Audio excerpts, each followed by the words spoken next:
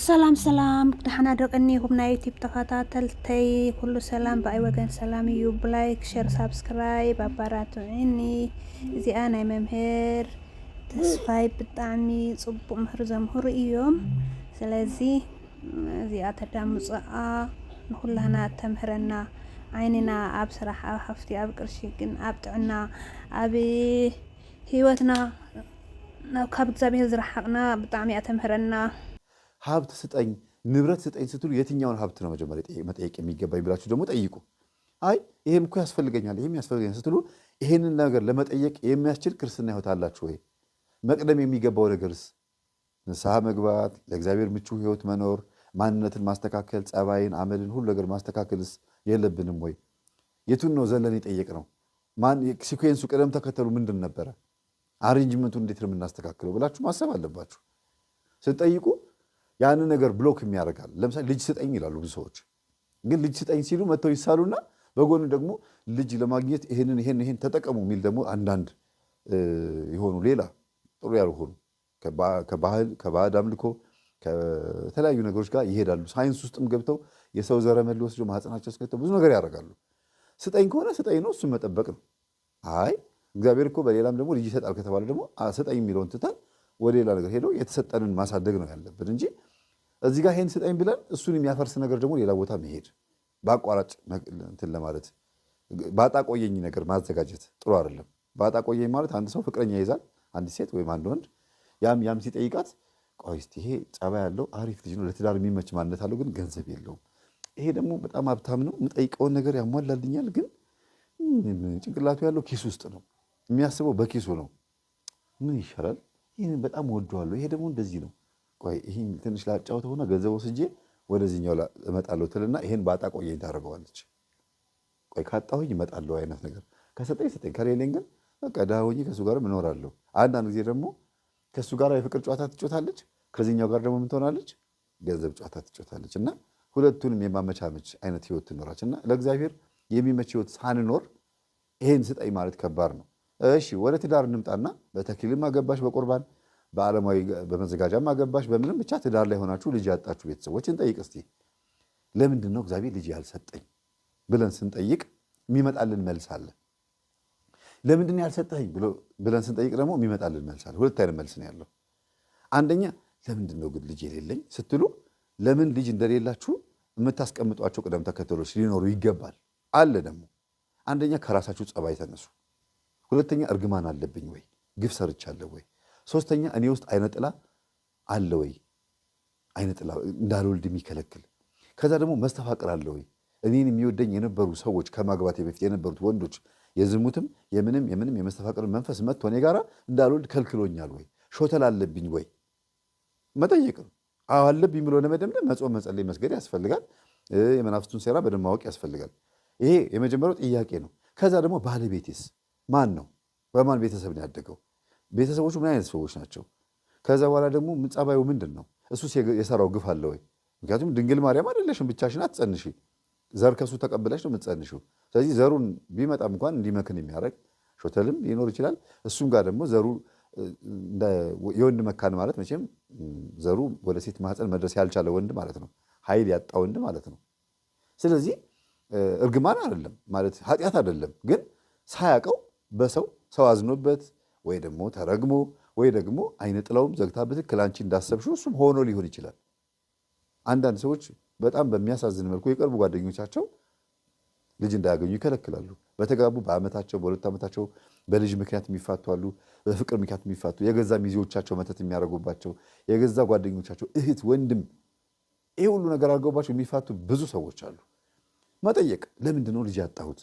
ከዛ በኋላ ነው እንዴት ልጅ ትከለክለኛለህ ለማለት ቀና ማለት የምንችለው። እሱንም ደግሞ እግዚአብሔር ከከለከለ ነው። እግዚአብሔር እባክህን ልጅ ስጠኝ ስትሉት ሁለት ነገር አለ። አንደኛ የሚሰጥበት መንገድ፣ ሁለተኛ ነገር ደግሞ ከሰጠን በኋላ እኛ ትክክለኛ እናት ወይም አባት ነን ወይም ልጁን ማሳደግ የሚችል ማንነት አለን ወይም። እግዚአብሔር ሲሰጥ ስጠኝ ስትሉት ሲሰጥ ለምን እንደከለከላችሁ እየነገረ ነው የሚሰጠው። ለምን እንደከለከለ ለምሳሌ አንቺን ልጅ ይከለክልሽና ለባልሽ ንጹሕ ፍቅር እንድትሰጪው አድርጎ ልክ እንደ አብርሃምና እንደ ሳራ ለባልሽ ጥሩ ሚስት፣ ጥሩ የቤት እመቤት፣ እሱም ለአንቺ ጥሩ ባል፣ ጥሩ አባወራ ሆኖ በፍቅር ኖራችሁ በጾም በጸሎት በስግደት በቅድስና ሕይወት ኖራችሁ ትዕግስታችሁን ለሰዎች እንደ ምሳሌ አድርጎ አሳይቶ ልጅ ይሰጣል። አንዳንዴ ደግሞ ዓለማዊ ሆናችሁ በአንድነታችሁ ዓለማዊ ሆኖ ግን የሚጸልዩላችሁ እናትና አባት ይኖራሉ። እናትና አባት የቤተሰቦቻችሁና ስለ እነሱ ሲል አጋብቶ ስለ እነሱ ሲል አኑሯችሁ ግን ልጅ እንዳይሰጣችሁ ልጅ ከሰጣችሁ በኋላ እንደገና ደግሞ በዛው በኃጢአት የምትጨማለቁ ከሆናችሁ ምን ያደርጋል? ለልጅ ብላችሁ እንድትጸልዩ የእነሱን ጸሎት ይሰማና ግን ጸሎታቸውን የሚሰማው በተዘዋዋሪ መንገድ ነው። የቤተሰቦቻችሁን ጸሎት የሚሰማበት መንገድ ይለያል። እግዚአብሔር እንድትተጉ እንድትጸልዩ ወደ እነሱ መነኩሴት እናት ካለቻችሁ፣ መነኩሴ አባት ካላችሁ፣ ወይም ደግሞ የሚጸልዩላችሁ አገልጋይ ቤተሰብ ካላችሁ ወደ እነሱ እንድትቀርቡና እንደው ልጅ እኮ እምቢ አለኝ ብላችሁ እንድትጠይቋቸው ያደርግና እስቲ ጸልይ፣ እስቲ ቁረቢ፣ እስቲ ጸበል ተጠመቂ ብለው እንዲመክሯችሁ ያደርጋል። ከዛ በዛ በልጅ ምክንያት ወደ መንፈሳዊ ሕይወት እንድትመጡና እንድትተጉ አድርጎ ልጅ ይሰጣችኋል። ከዛ ያንን ልጅ ትወዱታላችሁ፣ ታከብሩታላችሁ። ዲቃላም አትሉትም፣ በድሉም አትሉትም። ወይም ደግሞ ይሄ ዝም ብሎ ስሜታችሁን ስታረኩ የተወለደ ልጅ እንደሆነ አድርጋችሁ የምታስቡበት መንገድም አይኖርም። ለስሜታችሁ ብላችሁ ስትተኙ የሚወለዱ ልጆች አሉ። ድንገቴ ማለት ይህ ከፕሮግራም ውጭ የተወለደ ምናምን ደንቃራ አይነት ነገር ብላችሁ የምትሏቸው አይነት ነገር አለ። ይሄ ምንድነው? ያለ ፕሮግራም የተወለዱ እናንተ በፕሮግራማችሁ ልክ ሳታስቡት ስትቀር እንደዛ ሳይሆን የምታስቡት ልጁን በስለት ስለተገኘ በጾም ጸሎት ስለተገኘ ታከብሩታላችሁ። ዲያቆን እንዲሆን ሰንበት ተማሪ እንዲሆን ቤተክርስቲያን ትልኩታላችሁ። ከዛ በልጃችሁ ደግሞ ትባረካላችሁ። አያችሁ መንገዱ የእግዚአብሔር። ስለዚህ ልጅ የሚከለክልበት መንገድ ብዙ ነው። እናንተን ለመሳብ ሊሆን ይችላል። ያ መሳቢያ ነው። ሲሰጥም ሲወስድም ምክንያት አለው እግዚአብሔር። ያለ ምክንያት ምንም የሚያደርገው ነገር የለም ማለት ነው። እና ይሄን መጠየቅ ያስፈልጋል። ልጅ ለምን ከለከለ? አሁን በልጅ ብቻ አይደለም የምነግራችሁ። በአንጻሩ ገንዘብም ሊሆን ይችላል። በአንጻሩ ጤንነትም ሊሆን ይችላል። ለምንድነው በሽተኛ የሆንኩት? ለምንድነው ያልጋ ቁራኛ ላይ ብቻ በቃ ለምንድነው ታምሜ የቀረሁት? እኔ እኮ ብዙ ቦታ መሮጥ ነበረብኝ። እኔ ምንድነው እንደዚህ የሆንኩት ትላላችሁ። የሆነበትን ምክንያት መጠየቅ፣ ማን ያረገብኝ ከመንፈሱ አንጻር፣ እኔስ እግዚአብሔር ምን አጥፍቼ ነው የቀጣኝ ከኃጢአት አንጻር፣ ከዛ ደግሞ ከቤተሰቦች ደግሞ አንጻር ይሄ ነገር ከማን የመጣው ከእናት ከአባቴ የመጣ ነገር አለ ወይ? ይሄ ተዋርሶ ነው ወይ? ቼክ ማድረግ። ህመም ከሆነ ገንዘብም ከሆነ ሰላቢ ያደረገብኝ ማን ነው? ከመንፈሱ አንጻር እኔስ አጥፊ ነኝ ወይ? ያገኘሁትን ምገዛ ሁሉ አማረሽ ነኝ ወይ ብላችሁ መጠየቅ። አያያዝ ላይ እንዴት ነኝ? ዲማንድ ኮስት፣ ይሄ ማመጣጠን ባላንስ ማድረግ፣ እሱን ቼክ ማድረግ። ምን አይነት ነው ባህሪ? አይ ገንዘቡን ጉዳይ ባለቤቴ ብትይዘው ይሻላታል ወይስ ባሌ ቢይዘው ይሻላል ብላችሁ ቼክ ማድረግ። አጥፊ ከሆናችሁ አይ ገንዘብ አትስጠኝ፣ ራሳችሁን ማወቅ። እጃችሁ ላይ ሰላቢ እንዳለና እንደሌለ ቼክ ማድረግ። አይ ቀድሞውንም መች ገንዘቡ መጣ የምትሉ ከሆነ ማን ነው እድላችሁን የዘጋው ብሎክ ያደረገው እንዳታገኙ? ምንድን ነው ምክንያቱ? የምትመርጡት የስራ አይነት ነው? ያለ ፍላጎታችሁ ነው ግራጁዌት ያደረጋችሁት? የምትነግዱት ንግድ ምንድን ነው?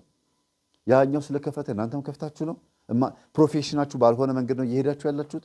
ስጋ ቤት ሲከፈት ስጋ ቤት፣ ስቴሽነሪ ሲከፈት ስቴሽነሪ፣ ህንፃ መሳሪያ ሲከፈት ህንፃ መሳሪያ፣ ቡቲክ የሆነ ስላያችሁ ብቻ አዋጭ መስሏችሁ ትገቡና አሰራሩን ባለማወቅ ትከስራላችሁ። የቤት ኪራይ፣ ግብር ምናምን ባናቱ ሲመጣችሁ እንዴ ትላላችሁ።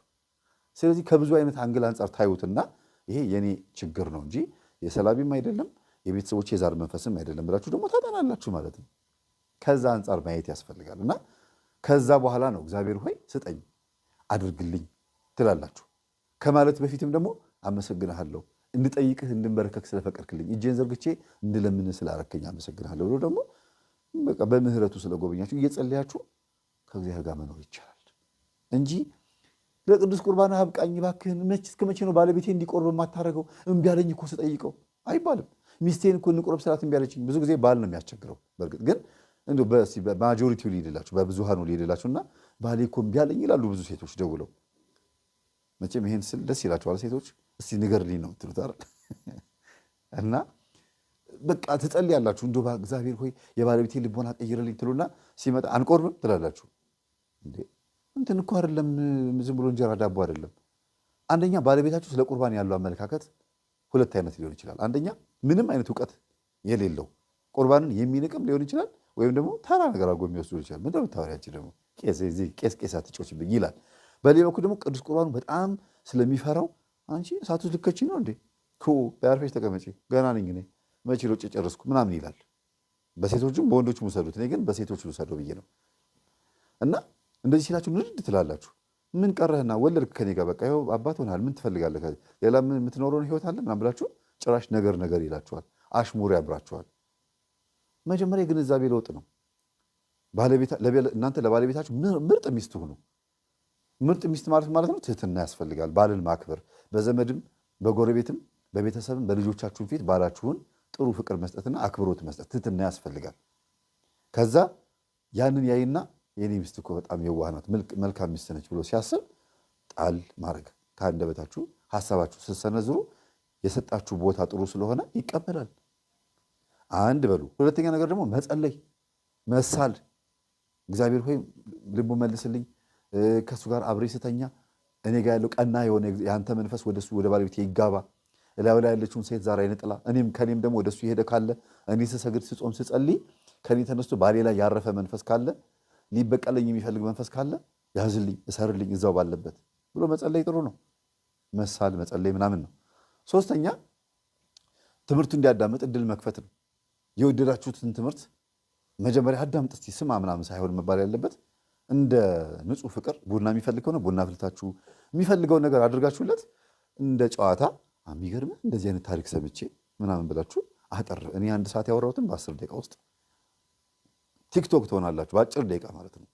ከዛ በኋላ ትሪት እያደረጋችሁት አንዳንድ ጸበል ቦታ ላይ ና አብረን እንሂድ።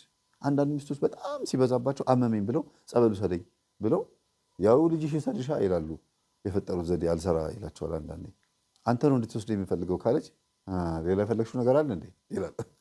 የዋህነታቸው ነው።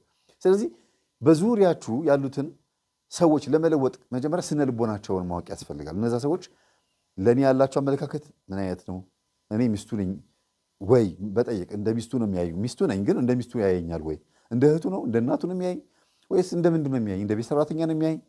ይንቀኛል። ለምንድን ነው ይናቀኝ? ስለምለፈልፍ ነው? ስለምሰድበው ነው? አኩራፊ ነኝ ወይስ ፊቴ መስታወት እዩ፣ ኮስታራ ነኝ ወይ? ቼክ ማድረግ ራሳችሁን።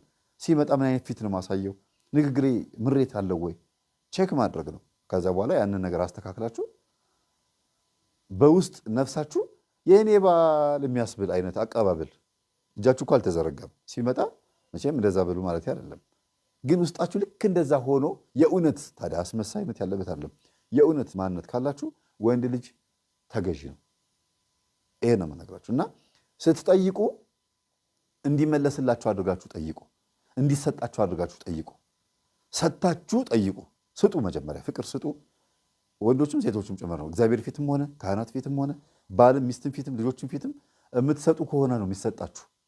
ንጹህ ፍቅር የሰጠ ንጹህ ይሰጠዋል። ንጹህ አጠያየቅ የጠየቀ ንጹህ ነገር ያገኛል። ቆሻሻ ነገር የቀላቀለ እንደ ቃየል መስዋዕት እንክርዳድ የቀላቀለ መስዋዕቱ በእግዚአብሔር ፊት ተቀባይነት አይኖረውም። የአቤል መስዋዕቱ ነው ስለነበረ